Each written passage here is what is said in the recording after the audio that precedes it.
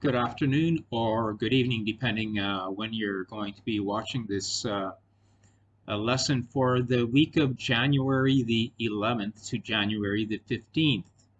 Now, this week we're going to be talking about using direction words and subject pronouns. So, this section, both of them are going to have assignments. Let me start with using direction words. Using direction words are words such as north, south, east, west, northwest, northeast, southwest, southeast. You can find a list of these direction words both on page 91 in your textbook and also in the PowerPoint that I prepared for the week of January 11th to January 15th. So as I mentioned, there are four main in the PowerPoint. There are four main direction words: north, south, east, west. Then there are other ones that are a combination of the direction words, such as north, south, east, west, northwest, northeast, southwest, southeast. So those items are in my PowerPoint and they're also on page 91. However, the main part of this lesson is on your page 102 in your textbook. On page 102, you will see that there are three main rules for using directions. Well, what are those three main rules? You can read along in the PowerPoint or you can read along with your textbook. Both are coordinated with this presentation. So the first rule is you can use the north, south, east, west, or northwest, or northeast, or southwest, southeast, plus plus a place. The example in the book provides you a good example. Costa Rica is south of Nicaragua. Costa Rica is a country, Nicaragua is a country. Another example, Belize is northeast of Guatemala. So Belize is a country, so is Guatemala. The second rule, you'll see this on your page 102, add ERN to a direction word to form an adjective. Again, that's add ERN to a direction word to form an adjective. For example, in the textbook, they have the example, my hometown is in southern Japan. Another example, I come from the northwestern part of Morocco. In those two examples, you saw that I added ERN to south to make southern. I added ERN to northwest to make northwestern. Okay, let's go to the third rule.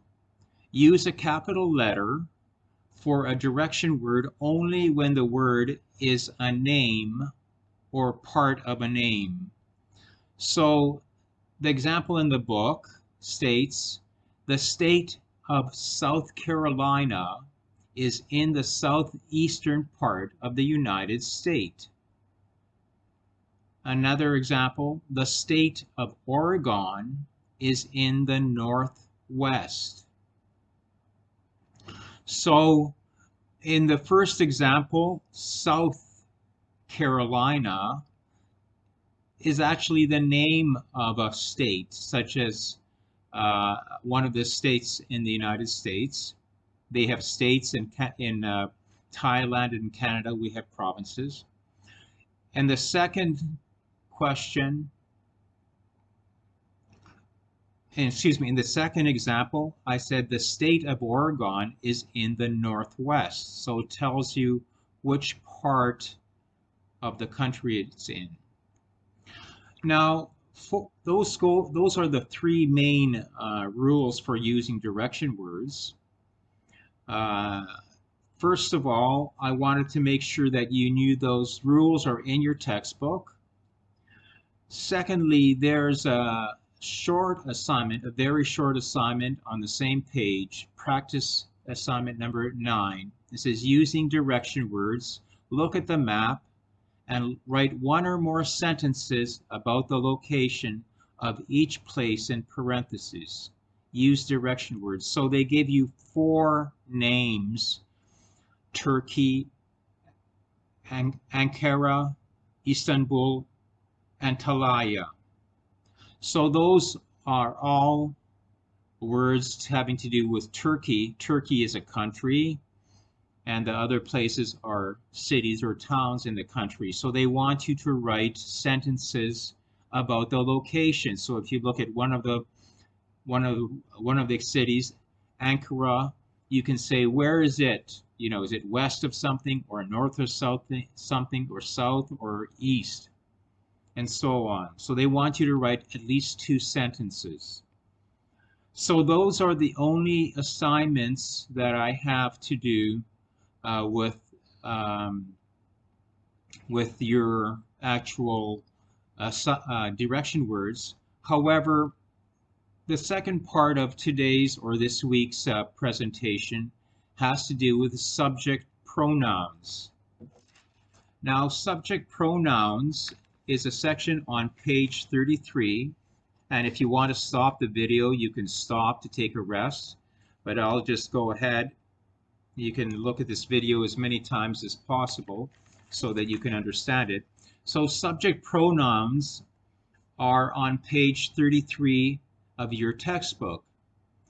So I talk about this in the PowerPoint as well. First of all, a pronoun takes the place of a noun. However, a subject pronoun takes the place of a noun as the subject of a sentence. I'll use the example from the textbook. The 2 sentences used in the example from the textbook are, Ahmed studies at home. Ahmed studies in his room. And then you can see that to use a subject pronoun, we cross off Ahmed in the second sentence and write he. So instead of saying Ahmed studies in his room, we say he studies in his room. He is a subject pronoun. I also mentioned in the PowerPoint, and it's also in your textbook, that there are several kinds of subject pronouns. There's singular and plural. So let's go through the 5 different kinds of subject pronouns. Each of the subject pronouns has a singular and plural, okay? So one subject pronoun is I, that's singular.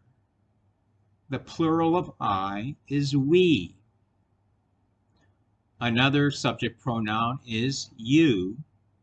The plural of you is you.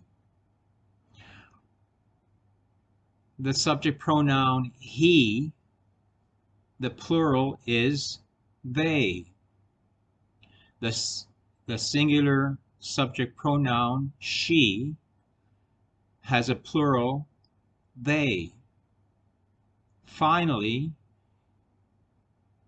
the subject pronoun it has a plural they.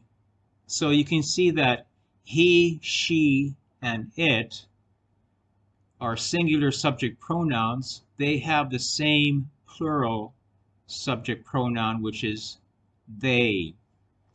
Okay, now let's go on to 4 important rules used with subject pronouns. These are discussed in your PowerPoint that I've sent you, and also in the same textbook that I'm using here on the same page.